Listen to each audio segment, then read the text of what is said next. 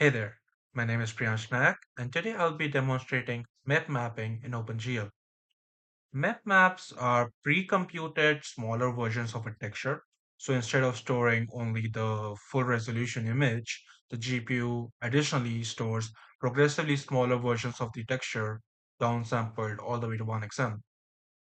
When a surface becomes small on screen, like you can see it back there, the GPU can choose the smaller version instead of sampling from the full resolution texture.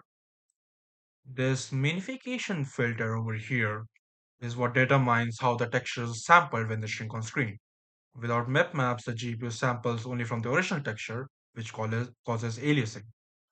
The mipmap modes that are over here differ on how they blend between levels. So without mipmaps in the nearest and the linear versions, it's just sampling the closest texel. In nearest mipmap nearest, it selects a single map level, which is closest level 2, and selects the closest texel. With linear mipmap nearest, it smooths inside the map level. With nearest mipmap linear, it instead smooths the map level, so it's smoothing level 2 and level 3, but choosing the closest texel. And then trilinear, which is often used in modern systems, this blends both within the MIP levels itself as well as the texels, which produces this smooth result as you can see over here. This is why it's mostly preferred for visual quality.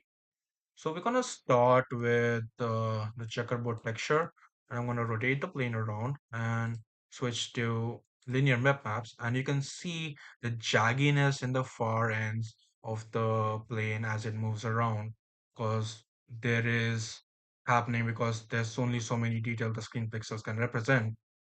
And when I enable trilinear, it disappears. And we can see this happen with a stronger UV scale where it gets really jaggy. And whereas with map maps, it smooths that out and selects the nearest color. You can see it with multi-lights.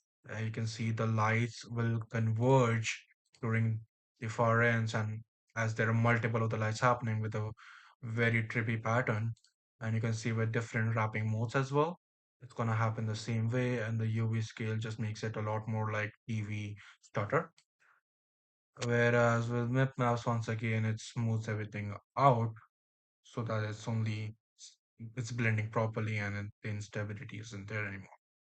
I have some other textures as well, such as this nice brick texture, which is a lot more realistic with the normals and everything. If I turn off my peps now, you can still see that the geometrical detail is trying to get captured, and it has a medium of frequency, so the shimmer at the edge of the distance. But with mip maps now, it just remains realistic and visually stable. Finally, I also have a newspaper texture, which multiple words are getting repeated all over the place. And without maps, you can see once again that the letters are kind of flickering and being a little unstable. And now it kind of smooths everything out.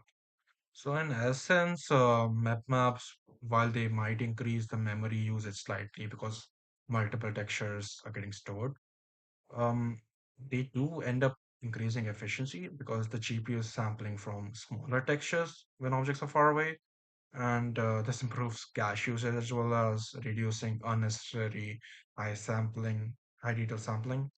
So map maps end up improving both visual stability as well as performance. And that, in a sense, is my demo. I hope you learned something new and hope you enjoyed.